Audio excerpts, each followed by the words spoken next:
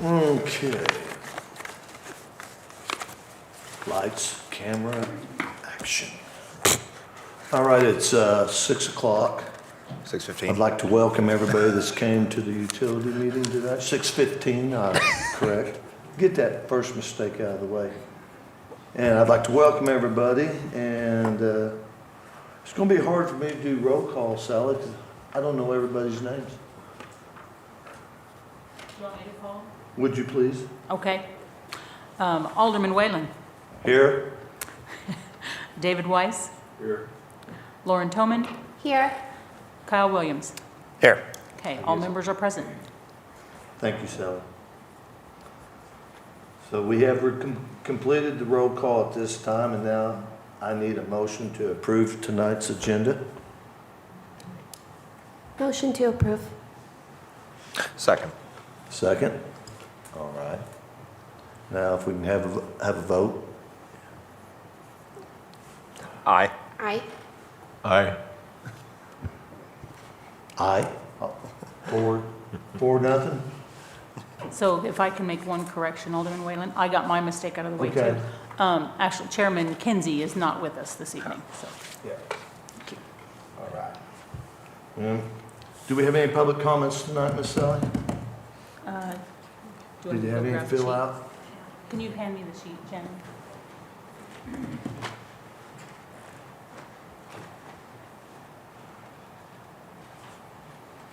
We have no one signed up. No comments, so we're public comments section approved. I need a motion to approve the minutes.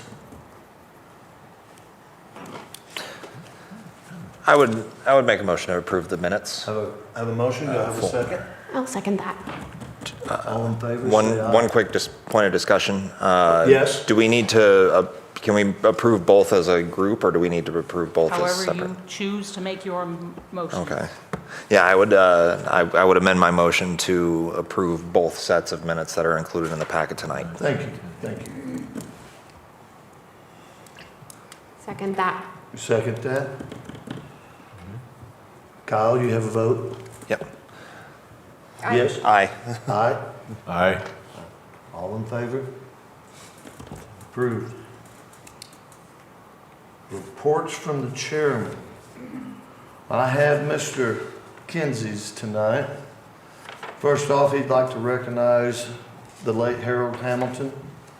He'd like to take time for a moment of silence to honor and remember Harold Hamilton for his time of dedication, passion, his giving to the community, this community, and in making Salem not just a city, but a place to call home. I second all that, knowing Harold for several years. He'll be greatly missed, and his contributions will be seen by people that don't know it and recognize it for years. So if we just bow our heads for a moment, I'd appreciate it.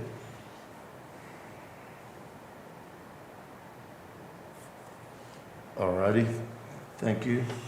Nathan had received a question in the previous meeting in reference to questions about when and why the city got into providing electric utilities. And he did some research, and I'll just read what he told me, sent me here. In 1909, a band of 23 pioneers realized the dream of bringing electric lights to Salem with the formation of the Salem Light and Power Company. The city eventually took over the electrical system and produced electricity with 2 big diesel generators. When the generators could no longer meet the demand and were costly to operate, the city contracted with Show Me Power Cooperative. Henceforth, the formation of Salem Utilities. He said he also had received a question of how to obtain information from the city.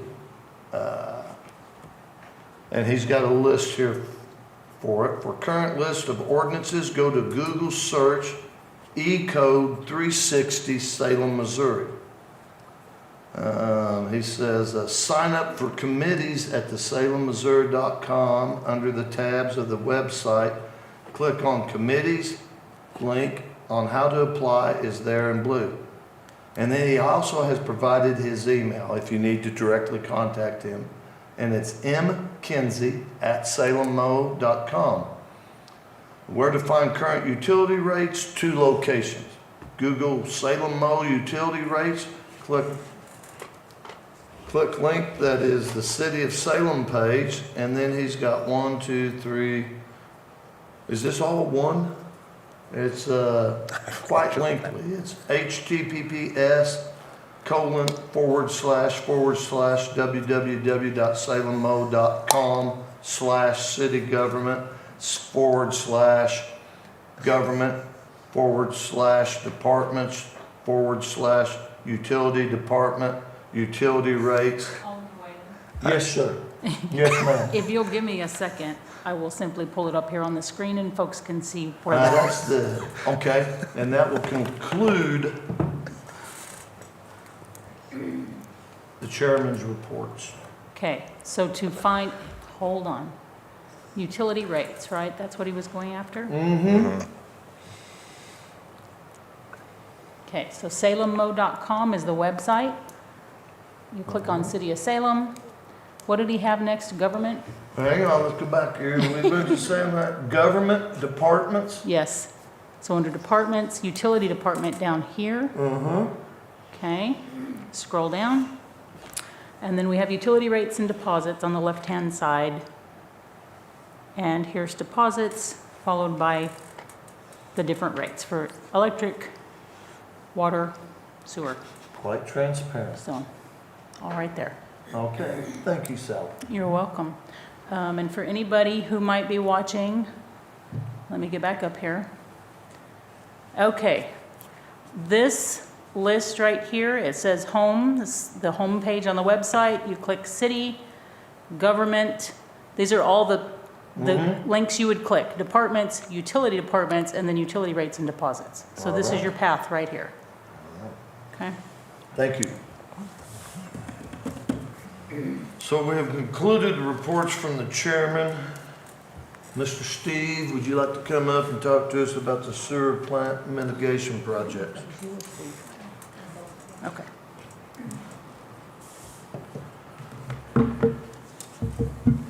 Good evening, board members, committee members, sorry. So, she's digging it up here. Basically, when we sat down with FEMA, they had mitigation projects specialists that discussed what we could do mitigation-wise and possibly get reimbursed by FEMA. He didn't say it's with 100% certainty. Obviously, it's a gamble of sorts, but he did sound pretty positive about it.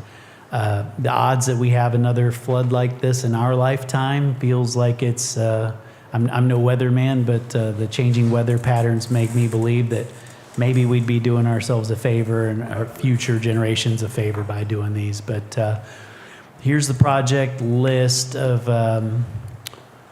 reimbursed FEMA projects. The projects we were looking at doing were, did you want to, I'm sorry. I don't know, you two are running the show. No, I was just Gotcha. going to say, the completed projects that we've already been reimbursed for is $150,000. Right. So we have 2 projects still outstanding with FEMA. Where do you need me to go? No, you're fine. Okay. So one is the replacement of an aerator panel and fencing, which that part's already been done. We've Okay. not been reimbursed yet, but there's 6 electrical panel boxes, and we were proposing maybe to lift those up, I think 6 feet, to prevent future flooding. Is this one we talked about, Steve, or we were gonna? The 6 panels, sorry, Stacey. raising those are separate from the concrete projects number 2 Okay, okay. that I have been discussing, because the feasibility of doing number 2 is within our reach with some funding, but number 1 there, as you can see, the numbers are Yeah, substantial. yeah.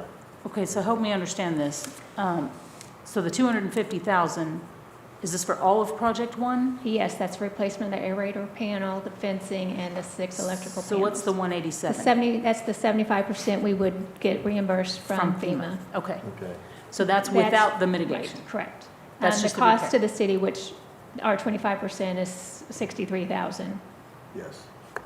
If we Right. do the mitigation, in hopes that we do get reimbursed, Right. the cost of the city would be 83,000. down here. Yeah. But if we don't get reimbursed for the mitigation piece, it's going to cost us 145,000. So I guess the discussion tonight is, do we do the mitigation, not knowing if we're going to get reimbursed from FEMA or not? So this is, all of this is project one with these items. This down here is the concrete barriers that you were talking about previously. Right. And those costs, so these costs down here that you were saying, Stacy, this is the total cost That's the cost to the city. if FEMA reimburses. Well, the first Yes. column, yes. The first column, we should get reimbursed for. Did I understand Yeah, the there's- total project without reimbursement, anything is around $750,000? 700, did I hear you say 700,000? Or just 145 total? Yeah, that's, I'm Was- lost too Yeah, here. I'm not following, I'm sorry. So the cost with mitigation, if we were to do the Here. mitigation, the There's a. there's the 250, 304, 845 plus the Yeah, almost 30,000 would be the cost of both of those projects together. Okay, so the 304 and the 27, almost 28,000. Right, Right. is the cost with mitigation. So 330,000. Yeah. Mhm. But, and assuming, If we were to get our 75% back from We would FEMA, be this, that would be out of our out of pocket. right, Right. 83, Right. 205. yeah, we'd spend that much that wouldn't get reimbursed. Right. Yeah.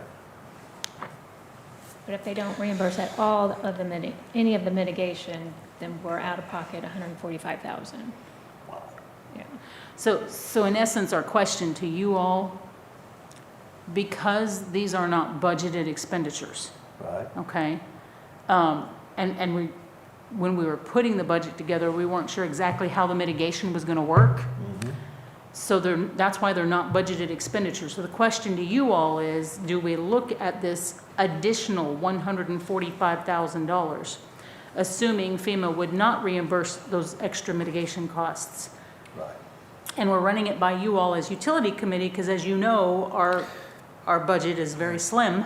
Mm-hmm. And this is gonna be additional cost that will factor into then future rates.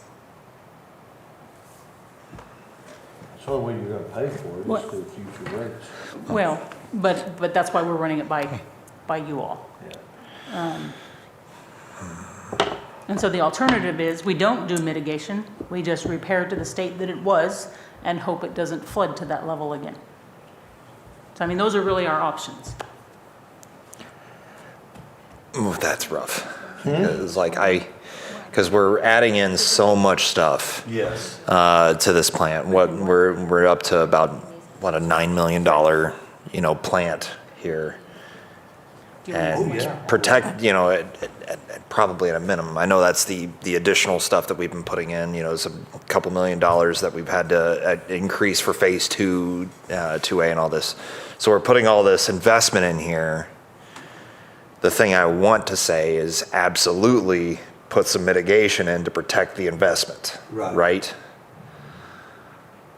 Because Right. the last thing you want to do is have it go all get washed away, a second time, or, we got somewhat lucky this time that a lot of stuff still worked. So if I can add one more piece, Kyle, so Stacy brought this to my attention, so down here, she has kind of some extra notes and things to think about. The very bottom line, the sewer reserve fund would go from 265,000 to 120,000. Yeah. And our 25% goal is 255, so we're just barely above that right now if we don't expend. But, yeah. So I mean, that's where I- that would come from. Yeah, and I already understand that we have pretty high rates of sewer for our area because of this already. Oh, yeah. Draining, and we took, if I'm correct, we took from the reserve funds to cover, was it for sewer this year that we think used that some was the reserve? water fund. For water Water. fund? Okay, for water fund. Because I remember we decided to use some funding there, but that's not for this. Right. Well, And so. I'm not a meteor weatherman, I'll skip that word, but In 2017, we had a 100-year flood in the area, but it was at Montauk. And then this last one broke that one. So that was another lot. That lifetime went about 10 years. I feel confident we're gonna face this again in a few years. And Kyle's exactly right. We have to do some kind of mitigation for that $9 million investment and of the infrastructure. We have a reserve and it's gonna take it down, but I mean, isn't that the purpose of the reserve? I mean, for emergency situations. Yeah, well, I don't know if this Right. In my opinion, it's more of a capital improvement. but, how long does this, if you have FEMA reimbursement and stuff like that, you can't count on FEMA reimbursement funds for, we can't put this in 3 years down the road and ask for reimbursement of this. No. That's the problem, is like, it would have to be done Right. nowish. We come back to, if we pulled that, 145 out, yeah. So I mean, that's what we would not be reimbursed. They would cover the rest of that expense, that 330,000. And so I just add this for thinking forward, because our next regularly scheduled meeting will be February. Yeah. I mean, we'll be talking budget at that point. Yeah. And so we would then need to be talking about how do we intend to replace our reserve funds? So that'll be part of that discussion moving forward if we take this action. But what we're looking for tonight is a recommendation from you all that we take to the board. To a point, I hate saying this, but it is one of the reasons we have insurance and disaster funds for these kind of, whenever this kind of 100-year floods happen. I'm not a weatherman either, but from 2017 to 25 is not 100 years. No. But yeah, like I want to protect what we have, and it's better to do that. I just don't know if we can handle another sewerage increase to cover that cost and still maintain something when, for all intents and purposes, the overflows, crap hits the fan kind of thing. Right. I don't know if I don't want to add another cost. We've already seen raises every year almost. So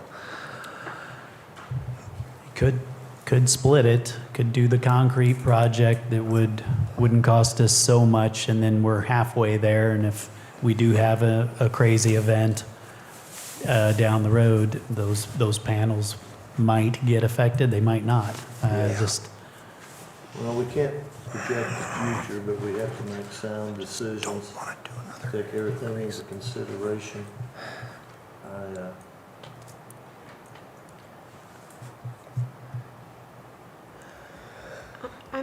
I'm a probability person, so with FEMA, what's the probability that they're going to, I mean, that's what I like to ask. I don't have an answer. So is that, in my world, is that we submit, We've already submitted our plans to them. They've not given us an answer at this point. So I don't know if they're going to reimburse or not. because I know a lot of FEMA has been cut lately, so that's concerning as well. Okay. I mean, I would feel more comfortable if I knew, this is the percentage that they, So if, I can add, I mean, everything we've submitted so far for regular repair, For regular they've repair, funded. yes. But mitigation funds come from a different funding pool than regular repair funds for FEMA. So we don't know. We don't have a mitigation thing we've submitted yet. So, and so I always ask what other cities have seen and what their examples are. and I don't have that answer either. Yeah. And I want to say we sat down with them prior to the talks of FEMA being changed, if I remember correctly. There's just been talks in government of changes to FEMA, and I want to say we had that meeting, and there was a confidence level that I don't necessarily feel right now. I mean, there might be a transition. Well, and we're on our third staff person with FEMA Yeah. since we started too. So I can't predict. Right, I Yeah. know that. I'm just Yeah. saying like, Yeah. I wish I had better answers for you. I just don't, you know.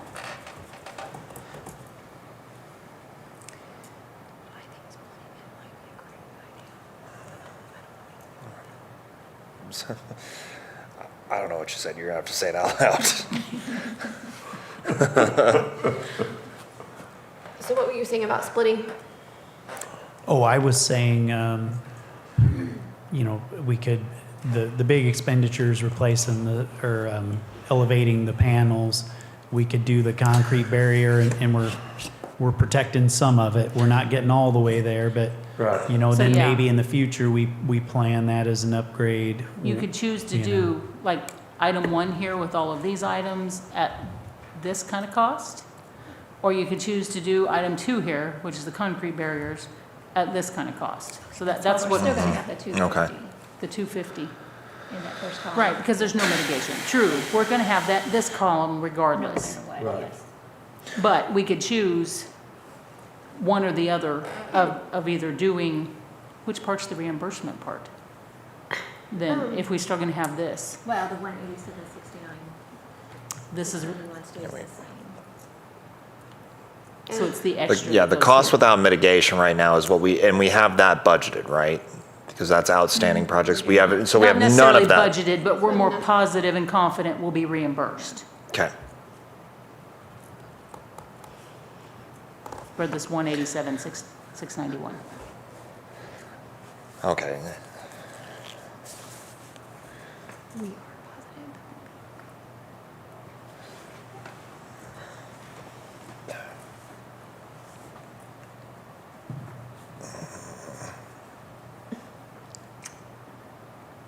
Now you know why we brought it to you all. Right. Yeah. Well, let's talk about, let's just help me here. If we don't do it, because we don't feel like passing the cost on in the rates. Well, you'd have to. Right. But we all agree that everything that's up here needs to be done. I mean, in the perfect world, yes. Yes, that's my next word. We're trying to, in a perfect world, then we live in an imperfect world.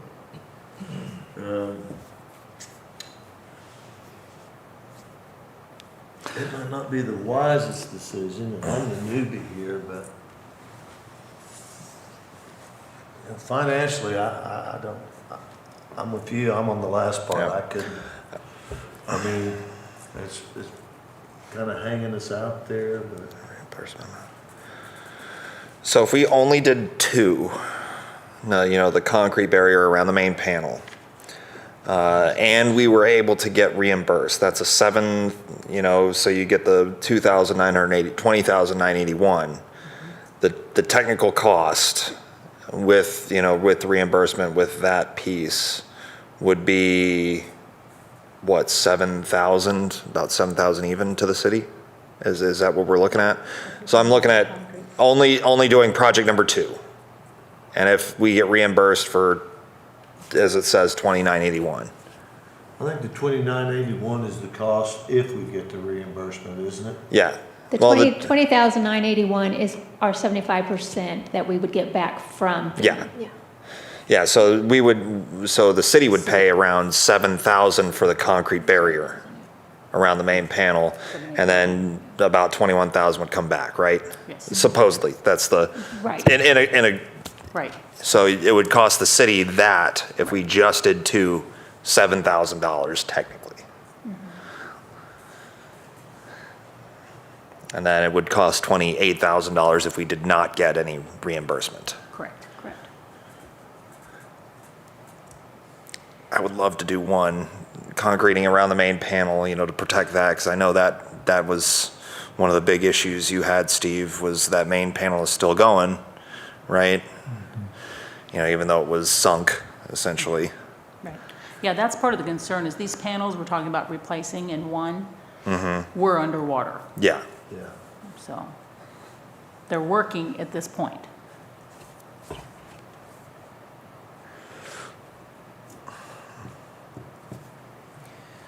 That's a tough one because you're telling FEMA they're still functioning, but they understand, they came out and inspected them, and they understand they took on water, and it's just, Yeah, a- it's, yeah.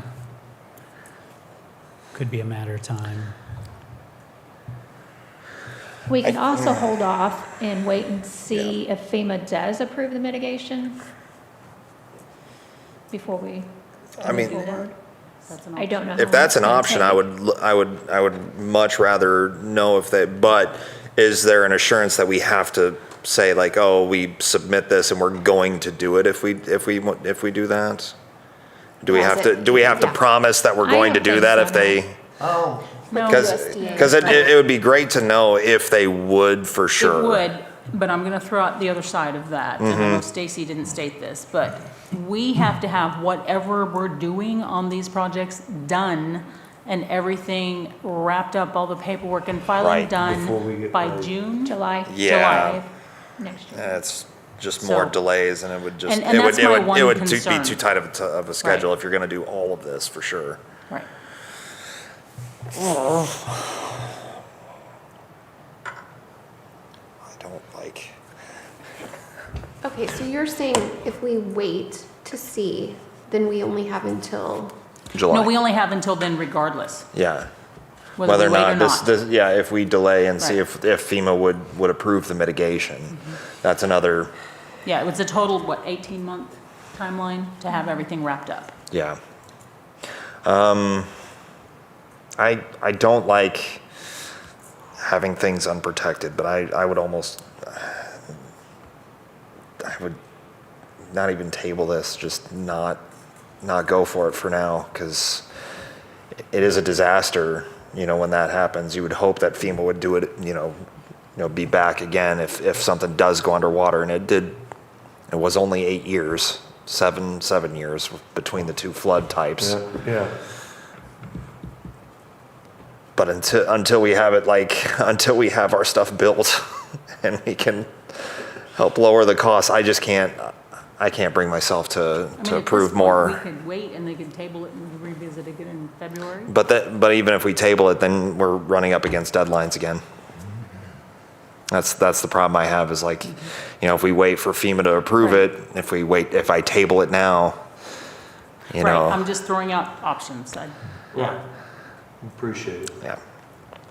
And in my opinion, I'm not comfortable right now on adding more burden to the sewer fund specifically. That's my personal opinion. As much as I do want to protect the investment that we are making, Dave, what you? it's just Well, I'm gonna throw a wrench in the whole works here. awesome. What kind of excess emissions were experienced as a result of that major flood event? And how did EPA and DNR react to those?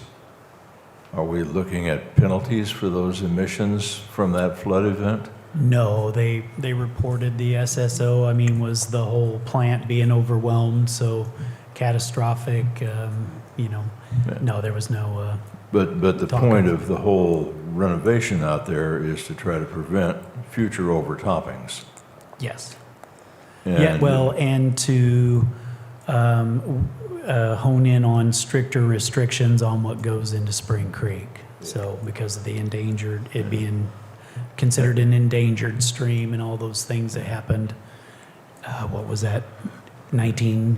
I don't remember the date. Or, yeah, it's, Well, yeah, it was Yeah, a but long the time ago. impaired waterway, right. yeah, impaired. But so no, has- we've had no penalty, Okay, even from- letters. From the previous event, okay.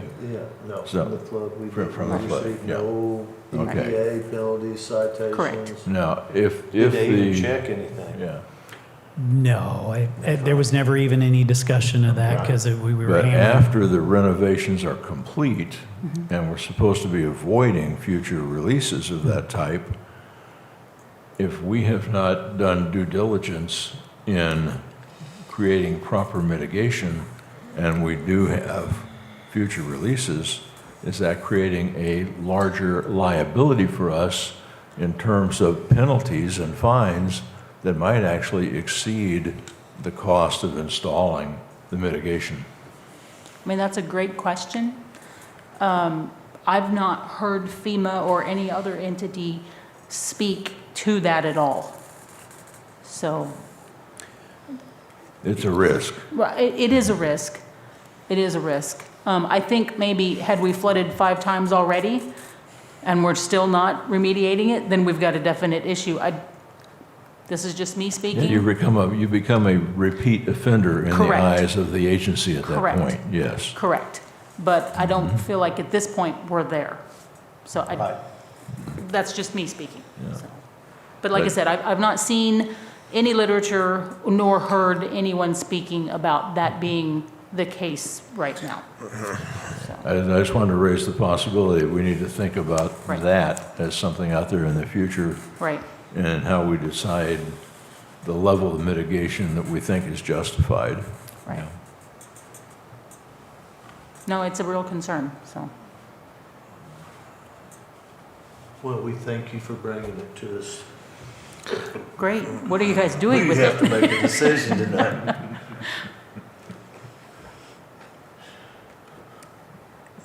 Everybody looks at me cool. I don't want to go ahead. I don't want to go ahead with the project. So I'm publicly stating that now, and I'm going to go ahead and make a motion to reject, or would it be to reject the? Just to not move forward with the Yeah, to not. mitigation. I would move to recommend not to move forward with mitigation and outstanding FEMA projects at this time. Okay. Do I have a second? Yeah, put you guys on the spot now.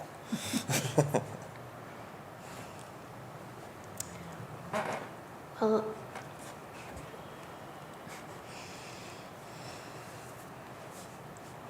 Chair's looking for a second. I'm honestly going to back Kyle on this one. I second that. So is that a second? Okay. Let's take a vote. I'll do a roll call vote, or you want to just do ayes and nays? Ayes and ayes. Point of order? Can I Yes. ask for some clarification on the motion? Sure. Okay. So because we've already submitted these projects to FEMA for review, what happens if they come back in 2 months and say, no, we will approve these for mitigation funds? Do you want to simply reject, as your motion states, or do you want to reject unless FEMA comes back and pre-approves? Reject it pending approval? Just hold it in abeyance pending approval. No. Hold it in abeyance pending approval. Essentially tabled it. Table it? hold Gotcha. it? Yeah, I would not, I'm not motioning to table it. I'm motioning Okay. to not recommend. Okay. Okay.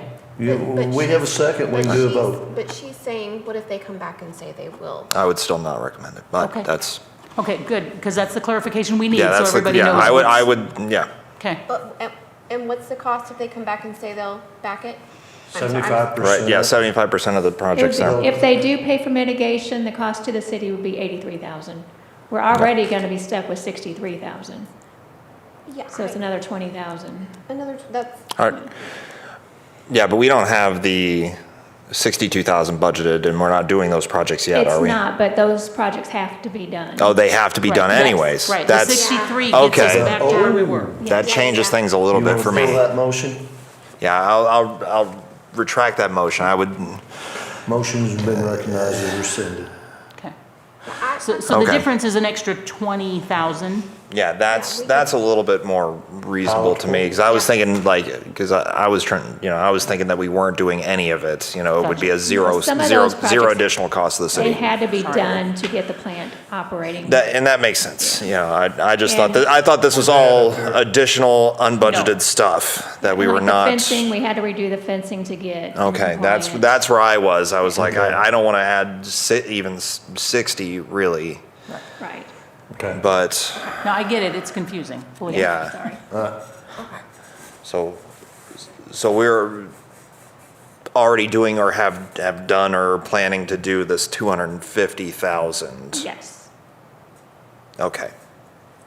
As I see it, column 2 is the best case, and column 3 is a worst case. Correct, Yeah. And Okay. it could even possibly fall somewhere in between. correct. Yeah. Yep. Okay.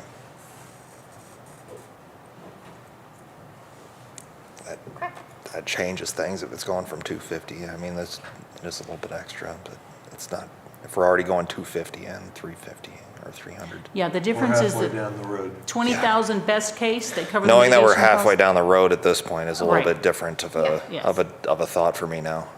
Okay. Okay. And 80-some thousand worst case, additional cost, worst case. The difference between your 63 Yeah, and 60 your and 145, yeah.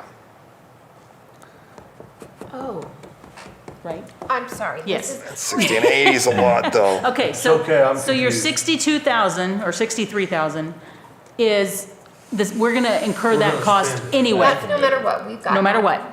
So the difference between that and the 83,000, that additional, say, 20,000, is the additional cost, best Yeah, case I'm scenario. reading it right now. I got it now. FEMA funds the mitigation. If we do it and they don't fund it, then we're an extra almost 80,000, that's the 145 total cost. Right. So if you take your 145 minus your 62, we're already paying. Yeah, That's where we're talking Yeah, about, I- the difference. yeah. Now, the problem is still, you know, if we table this, then we will likely, you know, run into some pretty close deadlines. I agree. I'd like to see- I'd like to know your thoughts on the deadlines of those a little bit.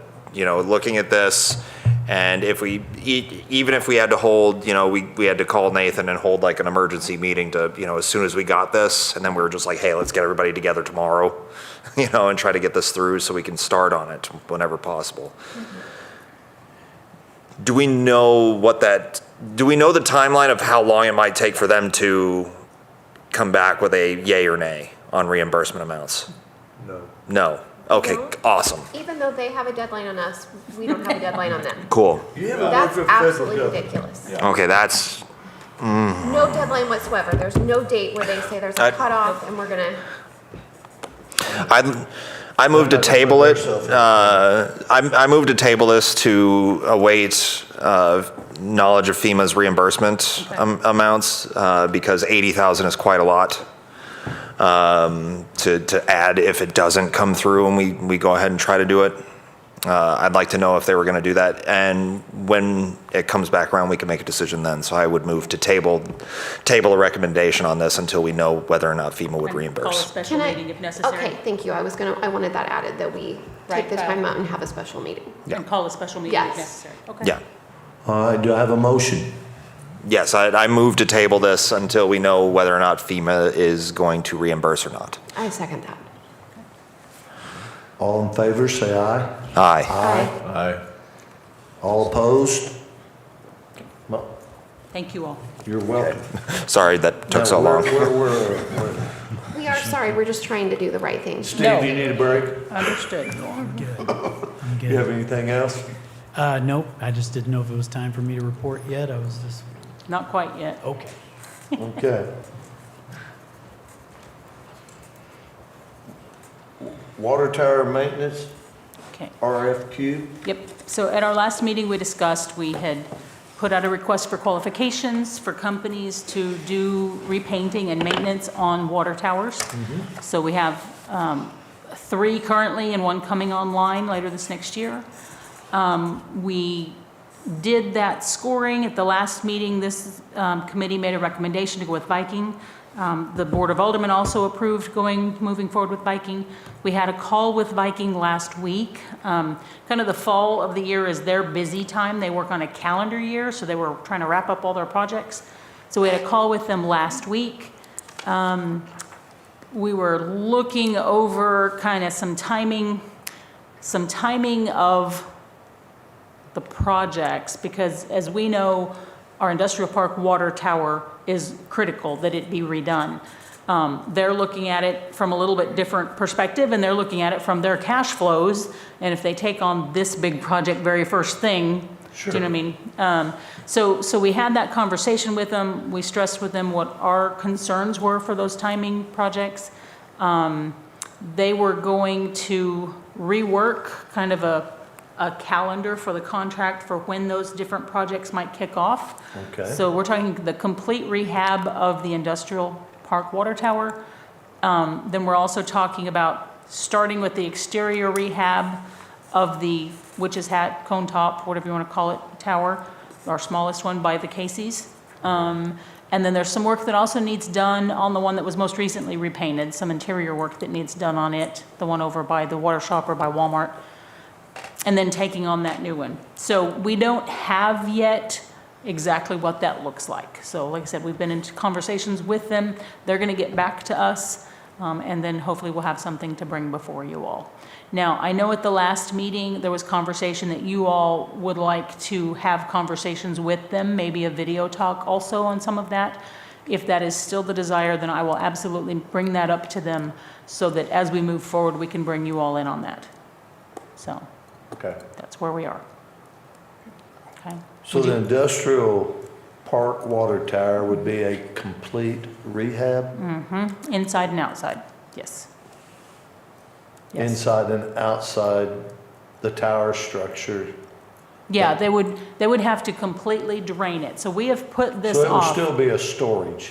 Oh, yes, yes. Okay. Yes, All right. but it's has its original exterior paint job I on it. understand. From the 80s when it was built. So in conversations with DNR, their understanding, because it's past due to be rehabbed. Okay. But their understanding, they know we have this new water tower that's the same size under construction. So they've been kind of holding off, saying, okay, we know you guys have a plan. So we can't drain that 400,000 gallon water tower until the new one's online. And we can fill it to replace it for capacity. Okay, So it's the timing of the projects and when we can kick them off. all right. And Okay. then, And so that's really what the conversation with Viking Tower Tank Okay. was, is this is critical for us. We've got to figure out how it works for both us and for them. Okay. so are you wanting to know if the board wants to have Do you want to be involved when we can set that up with Viking in those conversations?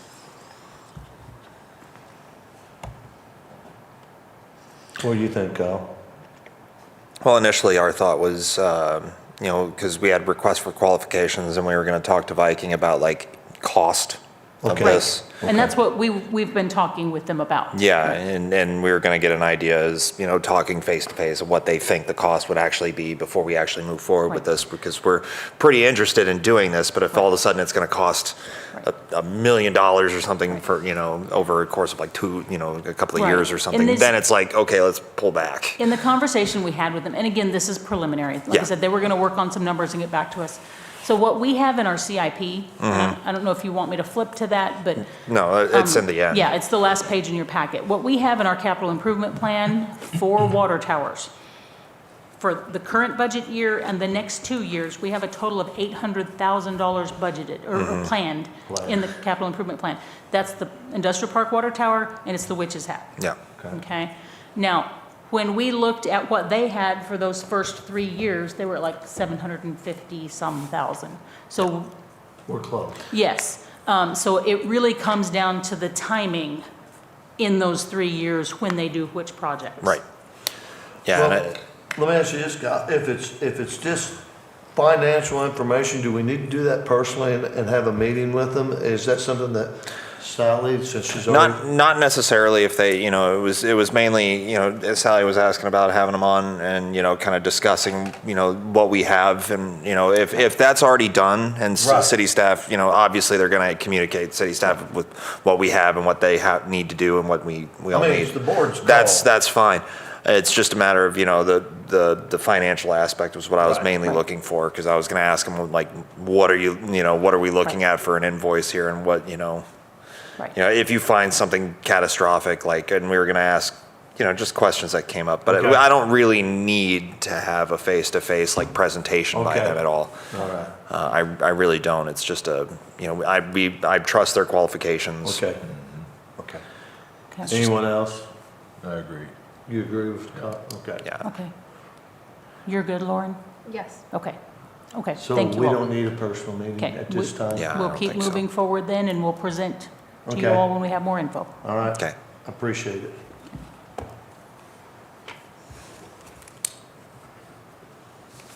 Anything else on the maintenance? That's it. All right, we're moving on to reports, Oops. financial updates. Is that you, Miss Stacy? It is. All right. Talk slow for me. I'll try. Okay, so looking into the electric fund, usages and sales revenues are up 5% from the same time frame as last year. We have billed around 21 million kilowatt hours, which equates to around 2.9 million in revenue sales year to date. The average customer billed, that number fluctuates around 5 to 10 accounts each month, just depending on the timing of when people move out and when people move back in. That does break down to an average monthly kilowatt hours per customer is around 1,600 kilowatt hours per month. And then on our purchase of power, this is what the city pays to MPUA for our power. We paid out a little less than what we paid last year at 1.9 million. Any questions on this slide? That's every customer, that 1,600. That is, so it's large commercial customers. I was going to say, like, that seems way high for any kind of residential Well, stuff. and if you remember, the rate study, the cost of service study we had done last year said that our average We were residential. like 900 and, 981 kilowatts per month. yeah, okay. Yeah. So Thank yes, you. this is Yeah, all average, customers. That makes, we have a lot of large users. Okay, Yeah, the large ones we have are really large. You ready? Yes. okay, thanks. Okay.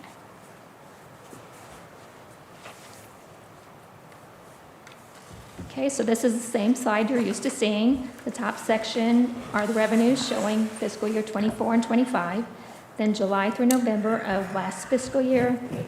Then the next column is what we budgeted for this budget year. Last column showing year-to-date through November of this fiscal year. So we're 5 months into the budget year. Most revenues and expenditures are close to expectations. On the expenses, the maintenance category is running high, and that's due to purchasing extra wire and lights so that we have some in stock. The capital improvements is at 61% of the budget due to the COP payment. This is one of 2 payments that is paid the first half of the year. For those who just don't know, the COP payment, this is financing the city acquired in 2017 for the AMI meters to purchase those and to be installed. So the total revenues are around 3.1 million, with overall expenditures at 2.6 million. There is currently a surplus of 200,000. And then the next several slides are the details within each category, if anyone has any questions.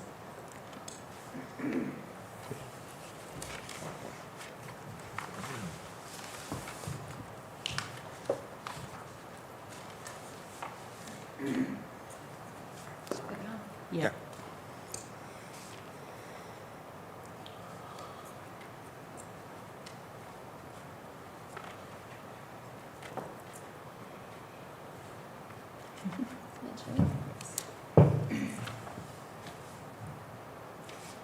Okay, so this is the, excuse me, the electric DNR fund.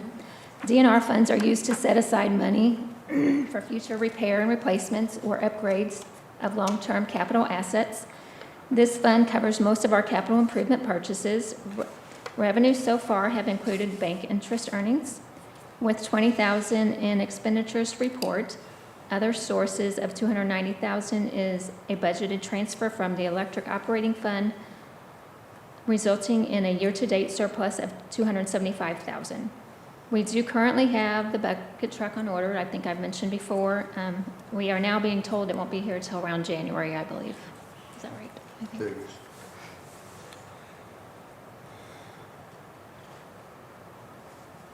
Okay, and this next slide, the top section shows year-to-date numbers for all 3 electric funds and their ending balances as of November 30th. Then the bottom section is what is our budgeted numbers and what the ending fund balances should look like if the budget goes as we planned.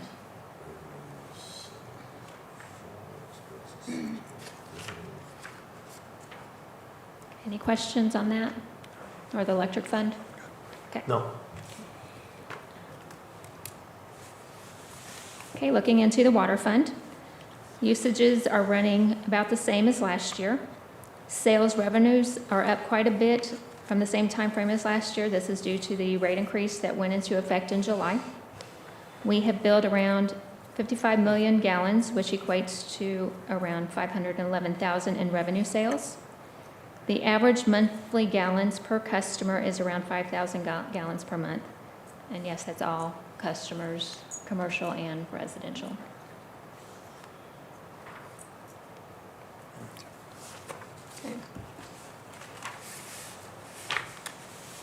Okay, revenues and expenditures, again, are close to expectations for this time of the year. Under expenditures, capital improvement category is running a little high, with 60% of the budgeted amount already expended. This is due, again, to the COP payment. This is one of the 2 payments that is paid the first half of the year. So we take a portion, part of it is from electric, a portion of it comes from water, and then the large portion comes from the sewer. And total revenues are $590,000, while overall expenditures are at $381,000. The current year-to-date surplus is $209,000. And then the next several slides are the details within each category.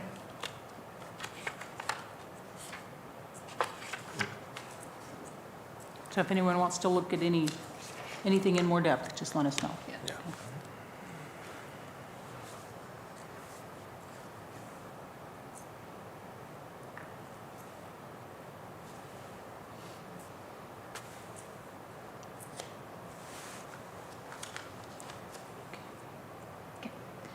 The Water DNR Fund. This fund covers most of our capital improvement purchases. Revenues so far have included grant revenues and bank interest, and we did have an insurance reimbursement. So the total revenues are $321,000. We currently have the grant for the lead service line inventory, and we have the grant for the new well and tower that is currently under construction. Both of these projects do have to be completed by December of 2026. The expenditures to report are for the lead service line inventory and the new well and tower totaling $283,000, resulting in a surplus of $37,000.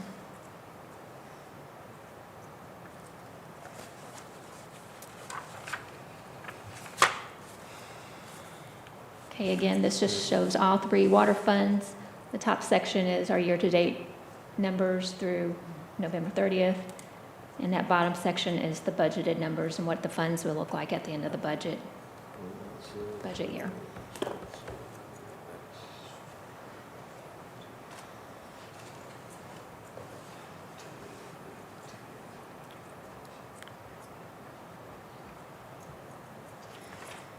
Good?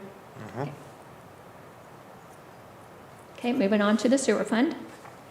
Usages are running around 4% more than last year. Sales revenues are up quite a bit from the same time frame as last year, also due to the rate increase that took effect in July.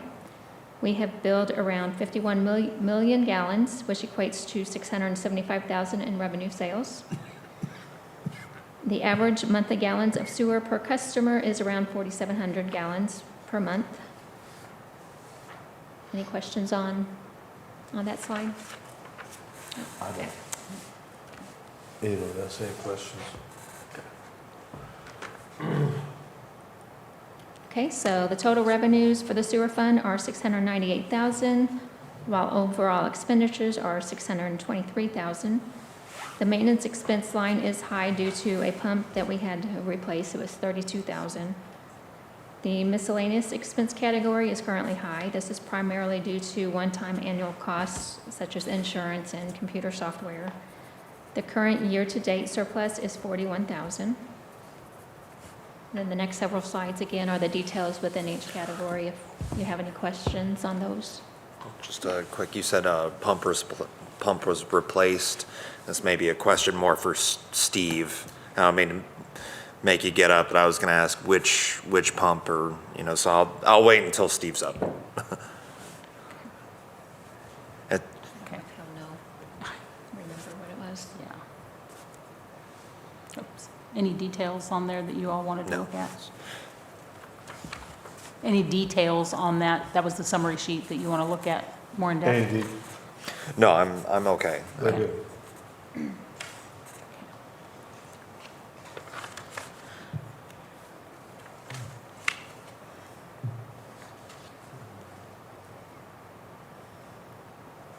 Okay, and then on the sewer DNR fund, revenues so far have included grant revenues and bank interest of $184,847.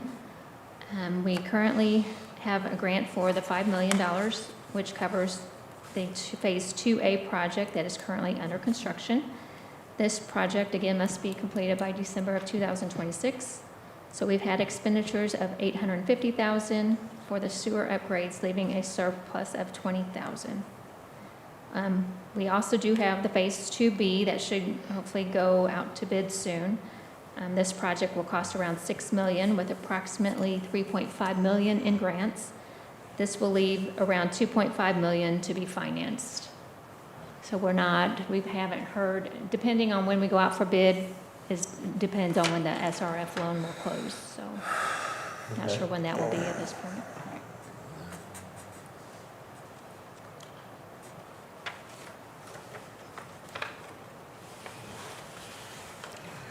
Okay, and then looking at that sewer reserve fund, we have had, again, FEMA reimbursement and bank interest of $151,000 total revenues.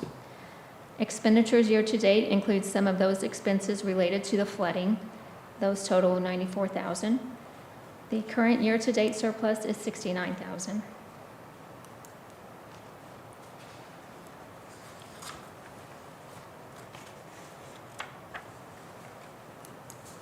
Oops. And then again, this top section shows where our numbers are at year-to-date, the ending fund balances as of November 30th.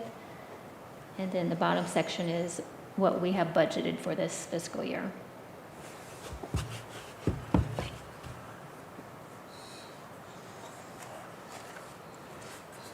Okay, and that wraps up the sewer fund. If you have any questions.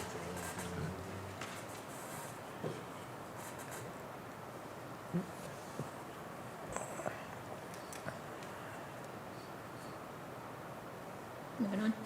Okay. And this is the last slide I just like to put in here just as a reminder of the leases and debt we have within the utility funds.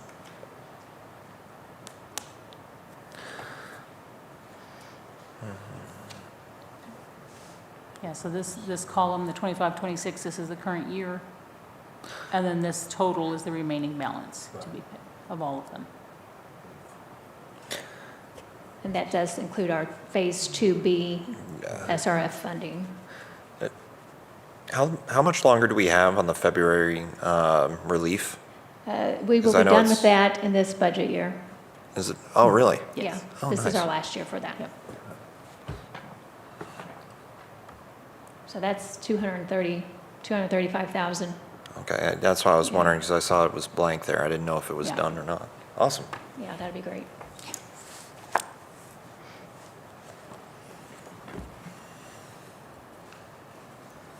Yeah, we've recently, in the past several months, paid off the reserve, the additional reserve amount, which was $15,000 a month. And then, yeah, we'll pay off that February 21 amount this budget year. So Awesome. that'll be another almost 20,000 rolling off monthly. 40,000 a month. 40,000 a month for now. That's it. That's for it? Finances, yes. Billing updates?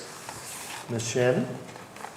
It's almost $500,000. So we've been going out and replacing our water modules, you know, the device that communicates between the meter and like NextGrid.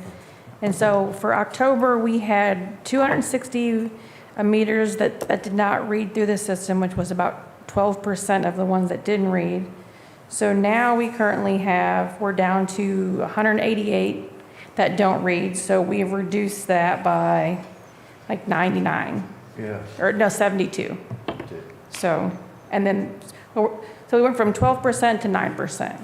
So I've been going out with our service guy and we've been replacing the modules, you know, so we're trying to get down to like a 2% range on those. Right. So, Some of those reads are though because we cannot get the necessary components for them to be read online, right? Yeah, Yeah. so we're still waiting on those. Yeah, so we have two main pieces that we've had things on order for quite some time. There were, we call them gateways. Right. And so that's for the backbone of the system.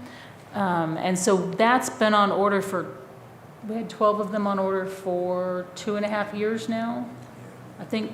I thought Yeah. it was 30-some months. Yeah, and so we've gotten 8 of the 12 that we had, so not a full order. So we've been getting partial orders.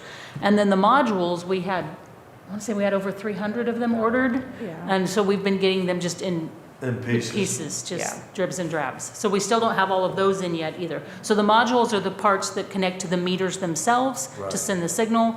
The gateways are a piece on the backbone that relay the signal. Right. So again, we've had this stuff on order for quite some time. We're getting parts of the orders in, and then staff is going out and installing as time is available. Well, I think with those obstacles that are out of our control, I think Yes. that's a very impressive number. to Yeah, no, I was reduce super those excited. reads. And so, well, I'll pull reads again on the 15th, and we're hoping that number is even lower next week, so, Good. yep. And then, so that's all I had for that, and then. I so think there's a question, Shannon. Oh, sorry. Sorry. So this is through NextGrid, right? Yes. Yes, And do they give a reason why they're? They delayed? can't get the parts As either. manufacturers, supply Yeah, chain manufacturers issues. overseas, yes. And do we have a service agreement? I mean, is there a contract service agreement with them that they have to, They have to what? like, service these and like, if you need parts, they supply? Well, No. we have to order them. I mean, it's Right. not, right. But, I mean, there's not anything that says they have to deliver them within a set amount of time, unfortunately, if that's what you're asking. Right, like I'm saying, most companies, if you purchase something from them, you get a service agreement. Right. And so they come in, they maintenance, they do a PM. they No, they do not do do- that. Okay. No, And they don't offer that? not that I'm aware of. No. No, it's our guys, they get on the phone with their tech guy, and then our guys go out into the field and work on the system. One of the new things that we've come across, and we've had to order some new parts that we hadn't had to previously order. So as most things do over time, they've changed and upgraded the components. So as we've gotten some of these gateways in, we've had to upgrade and order some antennas and some other parts to go with them. So that's a new piece that we didn't have previously. So, That's a really good job. Thank you for doing thanks, that. no problem.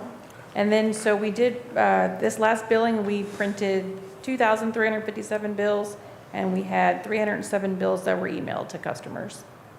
370 were emailed? 307, 307. yeah. right. Yeah. Awesome. And we really want to stress that because postage is going up again. Yes.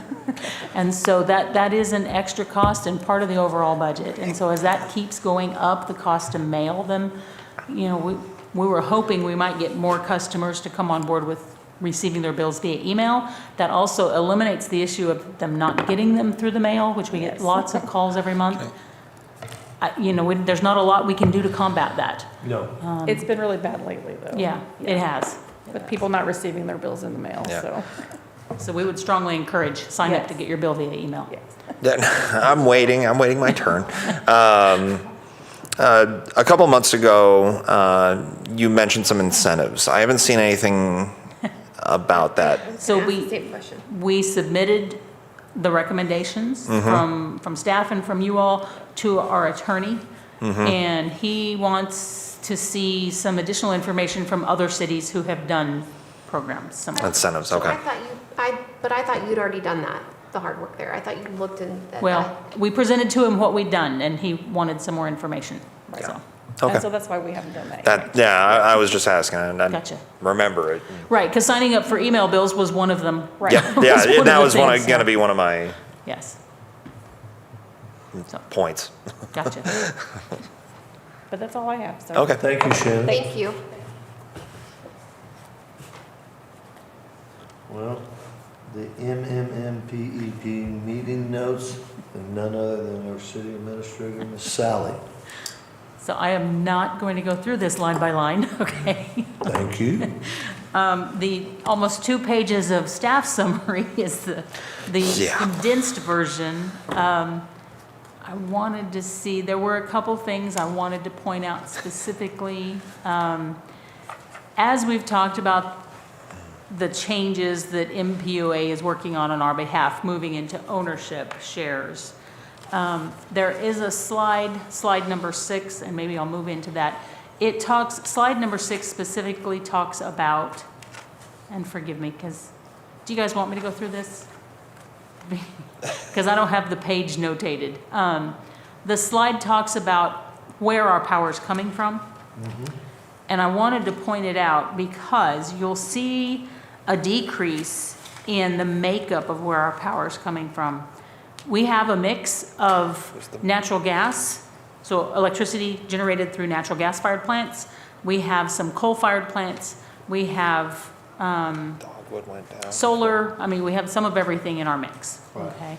And so, let me see, is this slide 6? Nope, not yet. And so, as we move through, this is the one I wanted to point out to you. Okay. So you see the different color bands on these Yeah, lines? Dogwood went down That's for the- April. Do what, Kyle? Sorry, I'm getting ahead. Go ahead. Gotcha. So the different color bands are different types of generation, okay? So your red on the bottom, that's natural gas. Your orange, kind of in the middle, that is from Sykeston, so that's a different generation station. They have mainly coal. Plum Point, the green, that is all coal. And so you'll notice about April and May, when we're using less overall, you'll notice in April, the red part, the natural gas, goes down to almost nothing. Okay, but then in May, that red part increases some, but the orange from Sykeston goes down, way down. So part of what happens, these plants are mandated to do maintenance, right, shutdowns. And they try to do them in the spring and the fall when the loads are less, the demand is less. Okay, so not in the middle of winter or the heat of summer. So that's where you'll see those fluctuations in where we're getting our power from, when those different plants are shut down, and they try to not all do it in the exact same month. So I just wanted to kind of point that out, that what our power, where it comes from, how it's generated changes month to month based on which plants are doing shutdowns for maintenance, what's going on in those. Anyway, just to me, I find that interesting to see that fluctuation. Let's see. So, like I said, I won't go through all of this. There are projections also. So Marshall Energy Center is a new facility that will be coming online that our membership in MPEP will give us part ownership in. They will have a solar package. They're also going to be natural gas. Okay. Integrated resource plan. I believe I've mentioned this to you all before. This is about long-term planning and projections for electric power.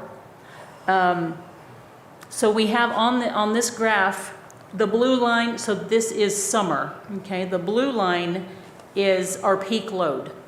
You'll see that's kind of steadily going up as more folks bring on more electric appliances, electric cars, you name it, that demand goes up. Federal rules require that we have an additional capacity. So that red line is our capacity requirement. So that's if something all of a sudden happens and we've got a spike in usage, we have the power in place to cover that spike in usage. Okay? So the green bars are our current capacity that we have planned for. So you see we've got some shortages in the future. So we've got them met for the next 3 years, 26, 27, 28, then we start falling off. This is when some of those plans that we're working on right now for purchasing ownership shares hopefully will be coming online, okay? That will fill some of these gaps.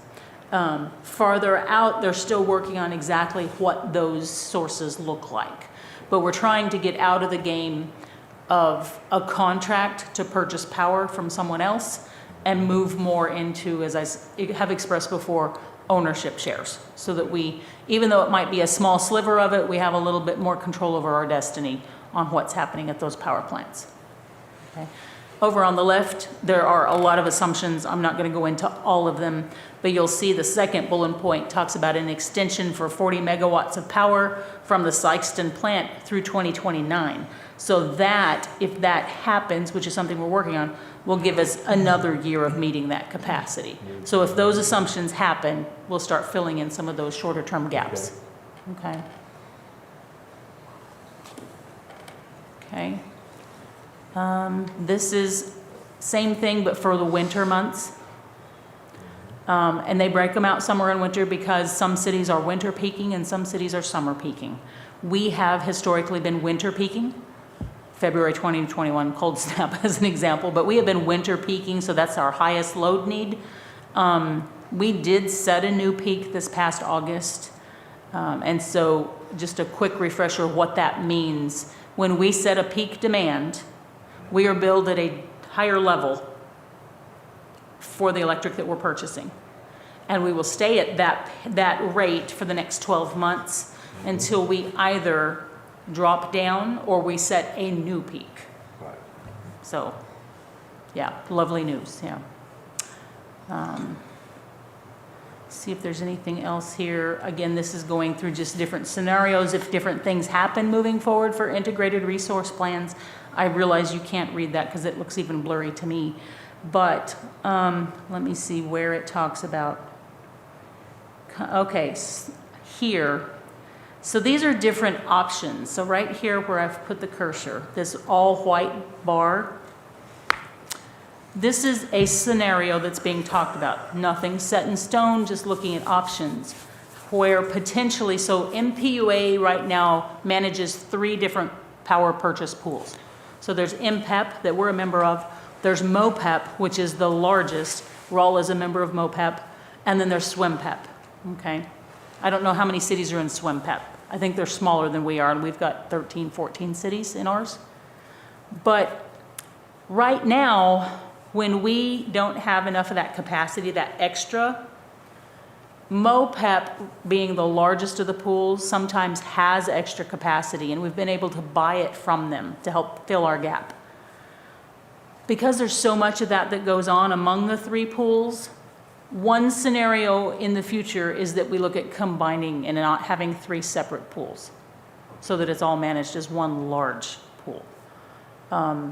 Like I said, just one of the scenarios that we're looking at. These other sets of bars all show different scenarios that could come about.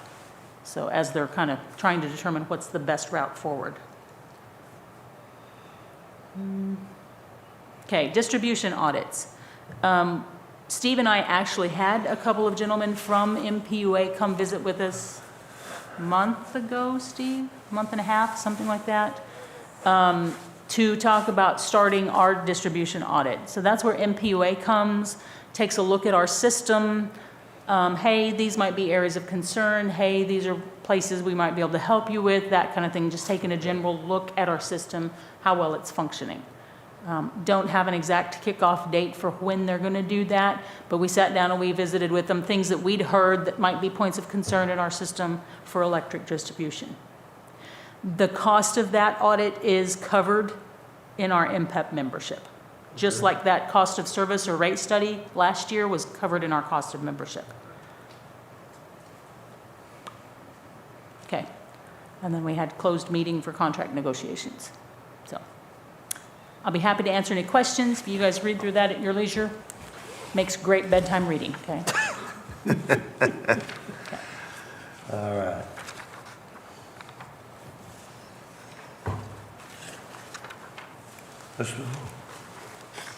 Work reports from utility crews.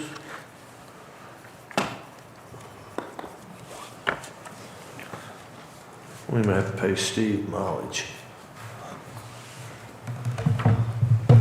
Okay, so I'll kick off with wastewater treatment plant. I'll keep that short. Daily testing continues. Plant's healthy. Phase 2A improvements are continuing. We've been having regular meetings with those guys once a month. Everything's on schedule. It's looking good for being finalized by December 2026. So no stress there. Water department, I think you know Alderman Whalen, but I don't think the rest of you have heard that we'd hired a new water lead by the name of Kyle Wofford. Kyle had been with the city before and departed and is happy to be back and has hit the ground running. So He's doing great stuff over there, and we're getting a lot of service line repairs done. We had 2 water main breaks down Center Street on Saturday. I have my phone in my hand 24/7 in case my guys need help and stuff, and I make the Facebook posts for when the streets are closed.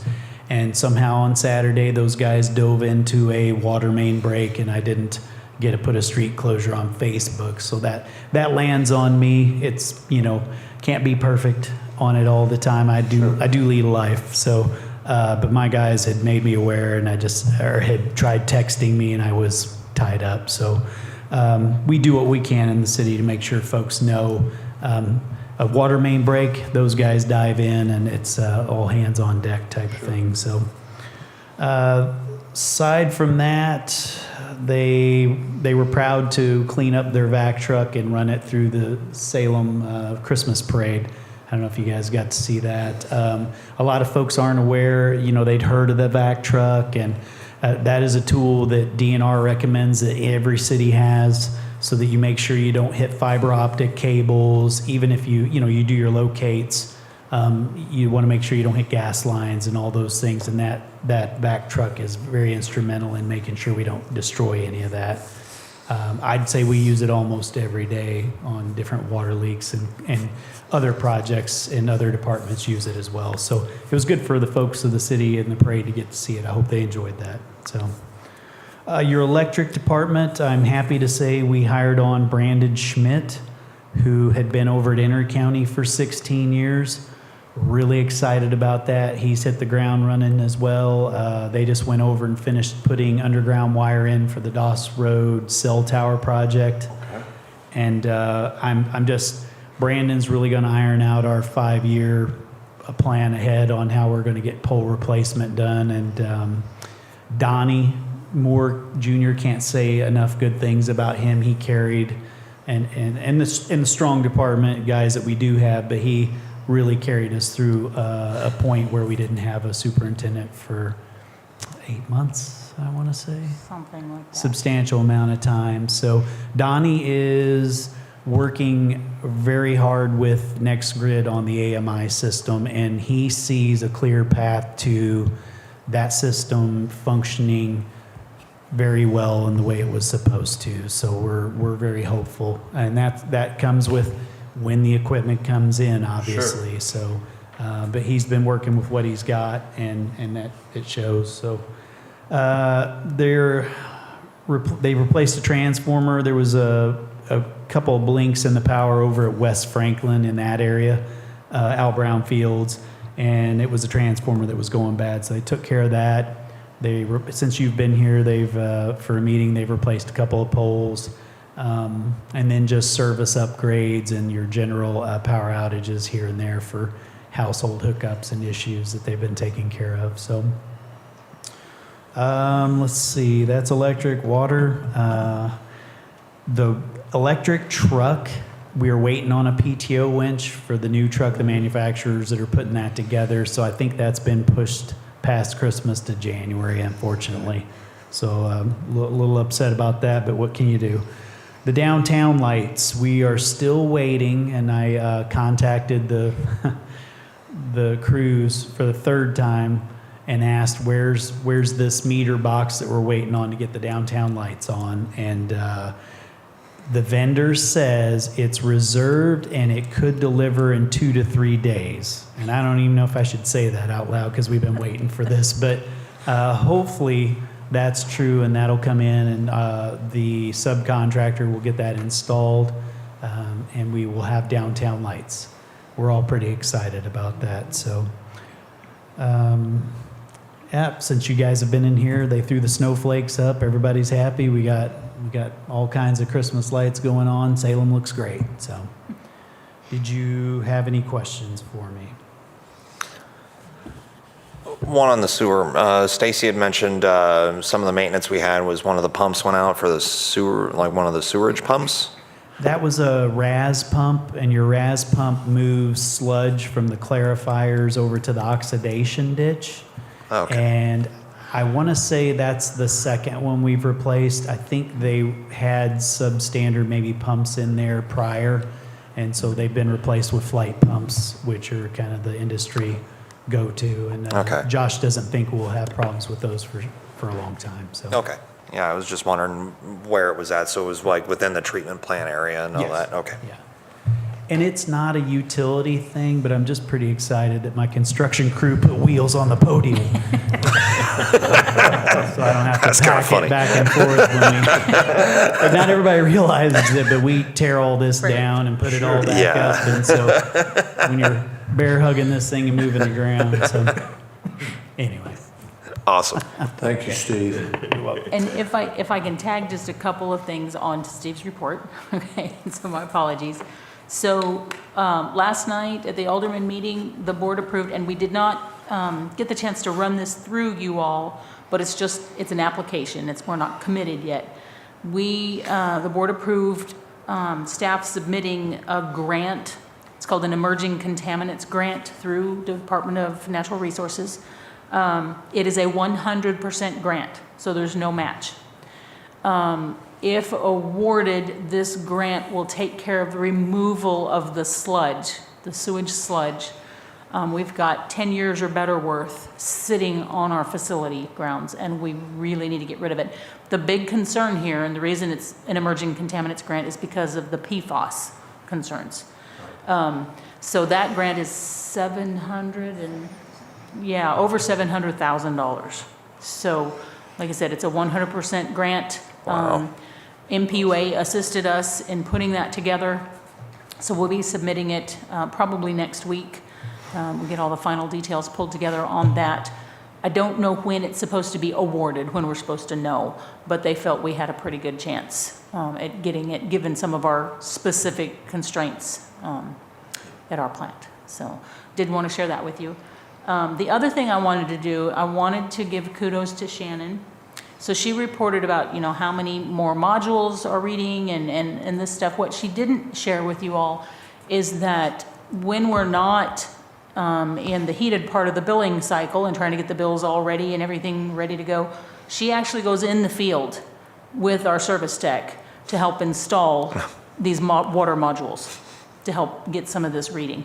It really is a two-person job. You've got one guy in the can installing it physically, and one person on a tablet making sure that the right ID identifiers for that module are in there and it's connected electronically like it should be. So I just wanted to point that out, that Shannon does more than just the billing. So, yes, thank you. Yeah, Thank you, Shannon. that's awesome. Okay, that's all I have. Thank you, Steve, for letting me barge in. Thank you. I'm glad you caught that. That amount was $792,326. 800,000, yeah. So Great. basically that, Yeah, hopefully, fingers crossed, and yeah, so, yes. thanks. So. Okay. Will that remove all the sludge or just a portion? I believe they were looking at all of it, because that is our goal. Our 10 years goal, worth, that's Yeah. awesome. right, with the upgrades to the plant that we're in the middle of undertaking Right. right now, the goal is to change how we deal with sludge. So we want to go to a bag system. So right now, in the past, what we've done is reeds. And so the reeds that get planted in these sludge pits, for lack of a Right. better, are supposed to help take up metals. And the reason we needed that was due to a previous manufacturer. We'll just leave it Right. at that. The bag system, you inject a polymer into the sludge in the bag, and it helps draw out the moisture. Okay. And so we take the liquid off, and then you're able to have these bags, someone can come pick them up, a trucking company, and haul them to a landfill. Okay, So a completely different way of dealing with the sludge itself. good.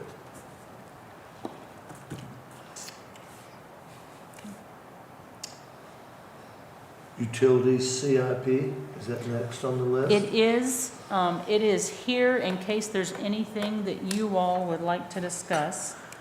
Let me pull it up.